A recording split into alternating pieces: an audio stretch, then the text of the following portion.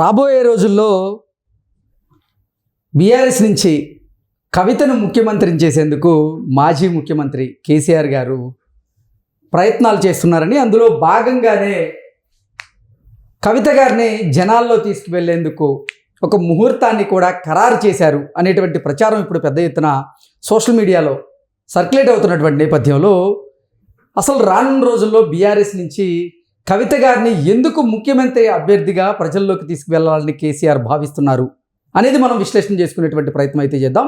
ప్రస్తుతం మనతో పాటు ఉన్నారు ప్రముఖ రాజకీయ విశ్లేషకులు, ప్రముఖ సీనియర్ జర్నలిస్ట్ సిఎస్ రావు గారు. సార్తో మాట్లాడదాం. సార్ నమస్తే. సార్ నమస్తే. బీఆర్ఎస్ పార్టీ నుంచి రానున్న రోజుల్లో సీఎం అభ్యర్థిగా కవితను బరిలోకి దింపేందుకు కేసీఆర్ గారు పావులు కలుపుతున్నారని, అందులో భాగంగానే ఇప్పుడు కవితను ప్రజల్లోకి తీసుకువెళ్ళేటువంటి ప్రయత్నం కూడా చేస్తున్నారు అనేటువంటి ప్రచారం అయితే ఇప్పుడు సోషల్ మీడియాలో చక్కర్లు కొడుతూ ఉంది. సరే, ఏంటి అసలు బీఆర్ఎస్ నుంచి కేటీఆర్ ఉండగా కవితనే సీఎం అభ్యర్థిగా ఎందుకు ప్రజల్లోకి తీసుకువెళ్ళాలనేటువంటి ప్రయత్నం కేసీఆర్ చేస్తున్నారు అంటే ఏం చెప్తారు? కేసీఆర్ ఒక రాజకీయ పరంగా పండిపోయినటువంటి నేత, పరిణితి చెందినటువంటి నేత. ఆయనకు ఉన్నటువంటి రాజకీయ పరిజ్ఞానం, రాజకీయ విజన్ మరొకరికి ఉంటుందంటే ఆ ఫ్యామిలీలో ఆయనకే ఉంటుందని చెప్పి మనం చెప్పగలం. ఆ పరివారంలో ఎవరిని ఫోకస్ చేస్తే బెటర్ అనేది కేసీఆర్ గారి కన్నా ఎవరికి తెలియదు కదా. కేసీఆర్ గారు బయటికి రాకపోవచ్చు, ఫామ్ హౌస్లో ఉండొచ్చు, కానీ ఆయన రాజకీయాలని అబ్జర్వ్ చేయకుండా, రాజకీయాలని పరిశీలించకుండా, రాజకీయ వ్యూహాలు లేకుండా విశ్రాంతి తీసుకుంటున్నారని చెప్పేసి అనుకుంటే పొరపాటు. ఖచ్చితంగా రాజకీయపరమైనటువంటి వ్యూహం కేసీఆర్ గారికి ఉంటుంది.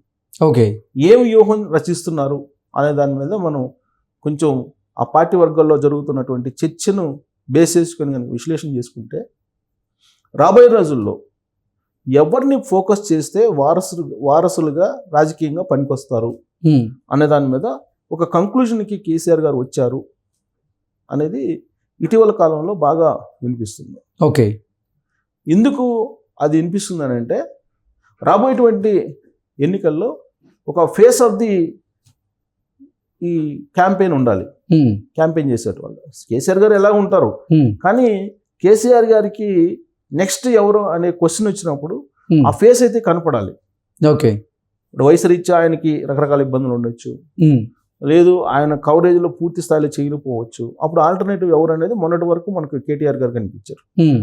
కేటీఆర్ గారిని చూపించారు, కనిపించడం కాదు చూపించారు. ఓకే, ఎవరు? కేసీఆర్ గారు. కానీ 2023 ఎన్నికల్లో ఏమైంది? బోల్తా పడ్డారు. దానికి కారణం ఏంటి? కేటీఆర్ గారు చేసినటువంటి కొన్ని పొరపాట్ల కారణంగానే 2023 ఎన్నికల్లో బీఆర్ఎస్ పార్టీ అధికారంలో రాలేకపోయిందని చెప్పి భావించేటువంటి వాళ్ళు ఆ పార్టీలో ఎక్కువ మంది ఉన్నారు. ఓకే, పైగా ఎన్నికల సమయంలో ఆయన తెలుగుదేశం పార్టీ మీద, చంద్రబాబు గారి మీద చేసినటువంటి కామెంట్స్ కానీ, పెట్టినటువంటి ట్వీట్స్ కానీ, ఇవన్నీ కూడా ఎఫెక్ట్ అయినాయి అనేది. దాని కారణంగానే బీఆర్ఎస్ పార్టీ అధికారంలో రాలేదనేది. ఓకే, అనాలోచిత నిర్ణయాల కారణంగా కేటీఆర్ చేసినటువంటి పనులు ఏవైతే ఉన్నాయో దాని ఎఫెక్ట్ బాగా ఉంది పార్టీ మీద అనేటువంటి ప్రచారం తొలి రోజుల్లోనే జరిగింది. ఎందుకంటే 2023 ఎన్నికల ఫలితాలు వచ్చిన తర్వాత కేసీఆర్ గారు ఫామ్ హౌస్లో పడ్డారనేది, తుంటికాలు ఇరిగిపోయిందనే దాని మీద రకరకాలుగా ప్రచారం జరిగింది. అప్పుడేదో హరీష్ కేటీఆర్ ఇద్దరు గొడవ పడ్డారని, తన వల్లే కేటీఆర్ వల్లే ఓడిపోయింది పార్టీ అని చెప్పేసి హరీష్ రావు భావించాడని, ఇలా రకరకాలుగా వినిపించాయి. సరే, వాటిలో వాస్తవం ఉందా అవాస్తవం అని పక్కన పెడితే, కేటీఆర్ గారిని ముందు పెడితే కనుక పబ్లిక్ యాక్సెప్టెన్సీ లేదు అనేటువంటి ఒపీనియన్కి కేసీఆర్ గారు వచ్చారు అని. కేటీఆర్ ఫేస్ని కనుక ముందు పెడితే, ఎందుకంటే కేటీఆర్ మీద ఇప్పటికే కేసులు ఉన్నాయి.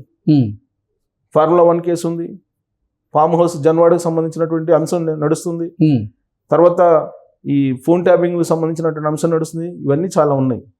ప్లస్ ఈ హైడ్రా ఏర్పాటు చేసిన తర్వాత తెలంగాణలో, ప్రత్యేకించి హైదరాబాద్లో ఎన్ని ఆక్రమణలు జరిగినాయి. వాసవి లాంటి సంస్థకి సంతకాలు పెట్టేసి కేటీఆర్ గారు పర్మిషన్ ఇచ్చారు చెరువుల్లో కట్టుకున్న దానికి కూడా అనేటువంటి ఆరోపణలు ఎదుర్కొంటున్నారు. సో ఇలాంటివి ఎదుర్కొంటున్న సమయంలో కేటీఆర్ గారిని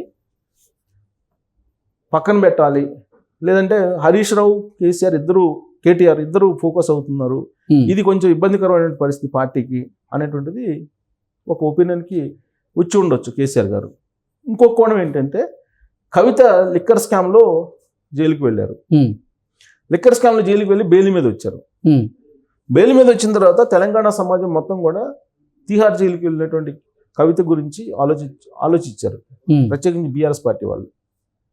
ఆవిడ వస్తే రాబోయేటువంటి రోజుల్లో బాగా ఫోకస్ అవుతుంది తెలంగాణ సమాజం, తెలంగాణ ఆడపడుచుని తీసుకెళ్ళి తీహార్ జైల్లో పెట్టారు అనేటువంటి ఒక సింపతిని క్రియేట్ చేయొచ్చు అనేటువంటి ఆలోచన బహుశా పార్టీలో చేసి ఉండొచ్చు, కేసీఆర్ గారు చేసి ఉండొచ్చు ఫామ్ హౌస్లో. ఉమ్, అందుకే కేసీఆర్ గారు కవితని తీసుకురావడానికి బెయిల్ మీద తీసుకురావడానికి అనేక రకాల ప్రయత్నాలు చేశారు. రాజకీయపరమైన ప్రయత్నాలు చేశారు, న్యాయపరంగా లైజనింగ్ ఏ విధంగా చేయాలో చేశారు. ఉమ్, ఆయనకు ఉన్నట్టు అనుభవాన్ని మొత్తాన్ని పెట్టేసి ఆమెను తీసుకొచ్చారు.